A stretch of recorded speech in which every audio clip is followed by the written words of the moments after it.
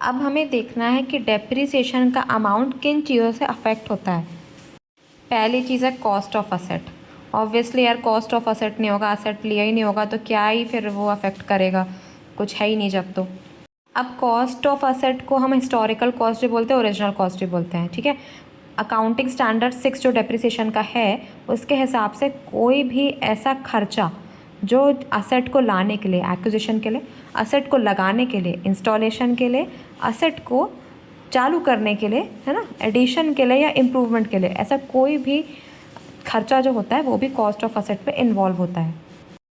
अब आप बोलोगे यार हमारे यहाँ तो टीवी लगा के जाते हैं भैया, फ्री इंस्टॉलेशन देते हैं। तो वो क्या होता है ना कि उन लोग कॉस्ट में पहले ही इंस्टॉलेशन का चार्जेस जोड़ लेते हैं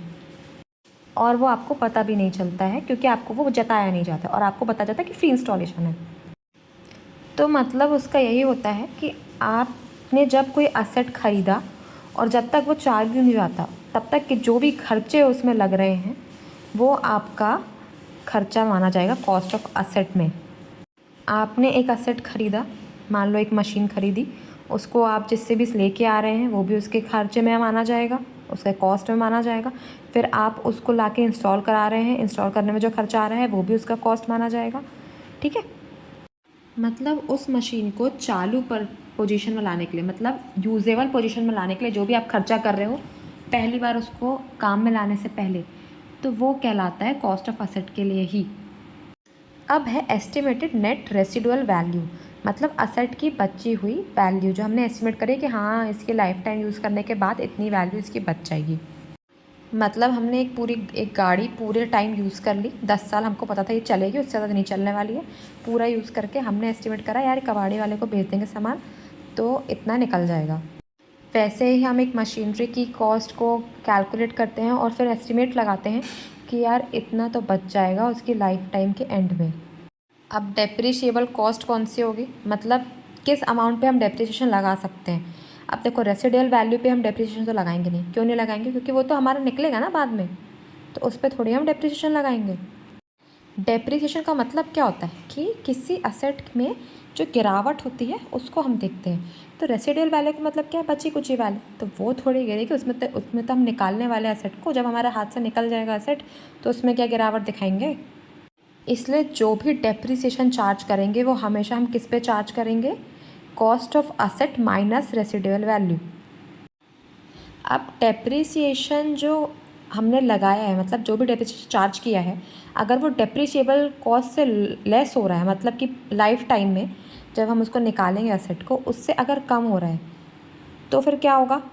तो जो हमारा कैपिटल एक्सपेंडिचर है, इसका मतलब क्या है, कैपिटल एक्सपेंडिचर मतलब जो हमने कॉस्ट को लाने के लिए खर्चा किया था तो वो अंडर रिकवर होगा, मतलब हम उसको उसकी लाइफ तक, असेट की जो पूरी लाइफ है उसमें चार्ज नहीं कर पाएंगे। और अगर कैपिटल एक्सपेंडिचर अंडर रिकवर रहा तो principle of matching cost and revenue उसको हम नहीं सेट कर पाएंगे, एक्सपेंस एंड रेवेन्यू, मतलब हमने सही से दिखाया ही नहीं कि हमारा डेप्रिसिएशन कितना हो रहा है। अब मान लो हमने एक असेट लिया 10 लाख रुपए का,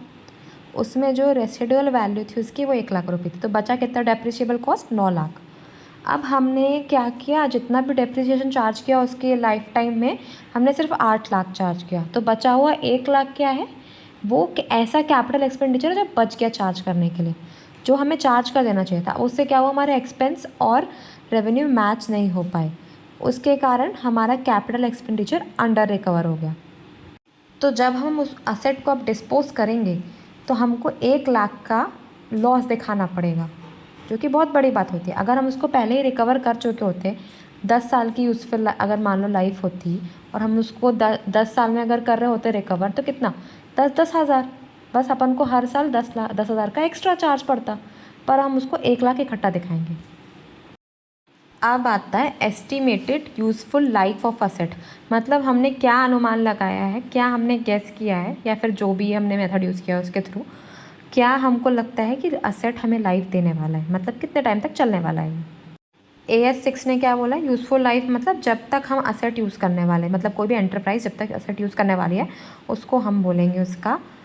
यूज़फुल लाइफ। यूज़फुल लाइफ सिर्फ ईयर्स में नहीं, वर्किंग आवर्स में भी बता सकते हैं आप, है ना। और जैसे और भी तरीके होते हैं, जैसे मान लो माइन में आप काम कर रहे हो, तो माइन में आप उसकी यूज़फुल लाइफ ईयर्स में थोड़ी बताओगे, आप उसमें बताओगे ना जब आपने माइन का पूरा ही चीज़ जो भी आप यूज़ निकाल रहे हैं, मतलब डायमंड निकाल रहे हो, मान लो डायमंड आपने पूरा निकाल लिया, तो अब उसका कुछ नहीं बचा ना यूज़फुल लाइफ, तो वो भी यूज़फुल लाइफ में काउंट होता है। अब यूज़फुल लाइफ के फैक्टर्स क्या, मतलब किस चीज़ों पे यूज़फुल लाइफ डिपेंड करता है। हमने कोई कॉन्ट्रैक्ट किया हो, है ना, तो हमको पता हो, जैसे लीज़ का कॉन्ट्रैक्ट किया हो कि हम 10 साल के लिए लेंगे, तो हमको पता है हमारे लिए यूज़फुल लाइफ क्या है, 10 साल है। असेट को हमें कितने शिफ्ट के लिए यूज़ करना है, मतलब कब तक यूज़ करना है, हमारे जो ऑर्गेनाइजेशन है उसके रिपेयर एंड मेंटेनेंस की क्या पॉलिसी है। मतलब कई बार क्या होता है ना कि आप कुछ ऐसी पॉलिसीज़ बनाते हैं कि यार रिपेयर कराने से अच्छा हम नया ले लेंगे सामान, है ना, हमको ज़्यादा सही नया लेना पड़ रहा है, तो वो भी पॉलिसीज़ हमको देखनी पड़ती है ऑर्गेनाइजेशन की। देन टेक्नोलॉजिकल ऑब्सोलेसेंस, मतलब कि अब ये चीज़ कोई काम की ही नहीं रह गई हमारे। अब टेक्नोलॉजिकल ऑब्सोलेसेंस मतलब अब इसका ज़्यादा टाइम बचा नहीं है इस चीज़ का, मार्केट में नई टेक्नोलॉजी आ गई है तो उसकी यूज़फुल लाइफ कम हो जाएगी उस हिसाब से। जैसे कि आजकल मोबाइल फ़ोन्स को देख लो, कितने जल्दी वो ऑब्सोलेट हो जाते हैं, मतलब कि इतना चेंजेस आ रहा है इसकी टेक्नोलॉजी में कि 1-2 साल बाद आपको बिल्कुल ही डिफरेंट फ़ोन्स मिलते हैं मार्केट में। फिर इनोवेशन और इम्प्रूवमेंट प्रोडक्शन मेथड में, मतलब आपने कुछ इम्प्रूव कर लिया या फिर इनोवेट कर लिया प्रोडक्शन मेथड में, तो हो सकता है आपको उस मशीन के यूजेज कम करना पड़े या फिर उसको आप स्मार्टली यूज़ कर पाएँ, तो आपका यूज़फुल लाइफ कम रहे या ज़्यादा रहे, उस पर डिपेंड करता है। कुछ ऐसी भी चीज़ें होती हैं जिन पे लीगल रिस्ट्रिक्शंस लगते हैं, कोई भी रिस्ट्रिक्शंस लगते हैं, मतलब हमको पता है आने वाले टाइम में हो सकता है ये ना चले, मतलब ये चीज़ें बंद हो जाएँ, तो उसको भी हमको ध्यान में रखना पड़ता है।